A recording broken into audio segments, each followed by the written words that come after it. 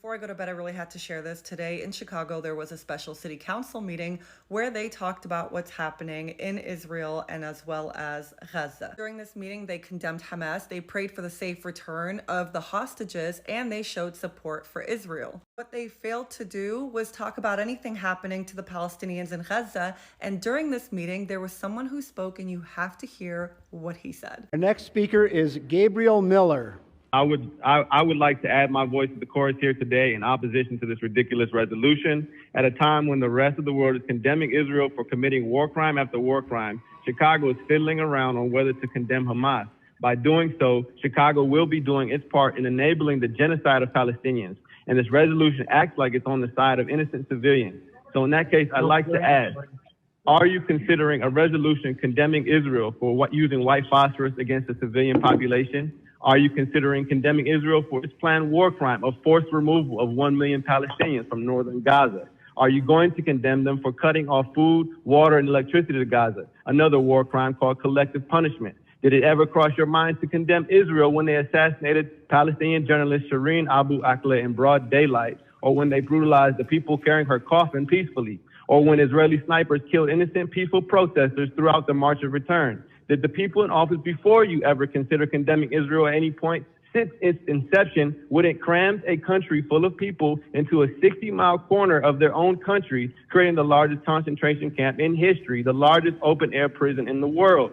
The answer is a resounding no. You never considered it, nor did your ancestors. But unfortunately for you, times have changed. The world is increasingly aware of the crimes of Israel and increasingly aware of the framework of politicians who enable their continued apartheid by resolutions such as these.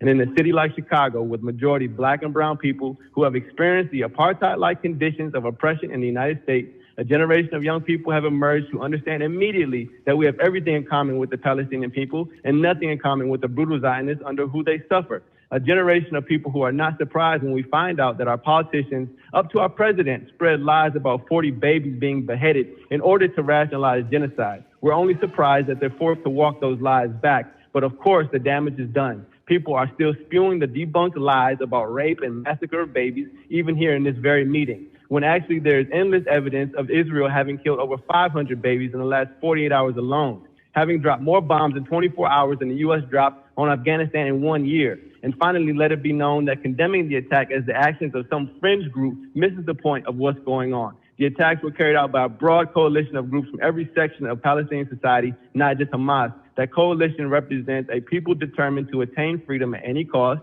and they have arrived at this point in the face of a broad coalition of right-wing Zionists and their supporters like those in the city council who would start a meeting with a prayer calling for their attempts at freedom, a second Holocaust, but are so silent you could hear a rat piss on cotton when innocent, peaceful Palestinians are annihilated day in and day out like the Native Americans of this country. If it were another time, these same people would be condemning Africans for rebelling against their slave masters during slavery, such as Nat Turner or in the Haitian Revolution. Thank you.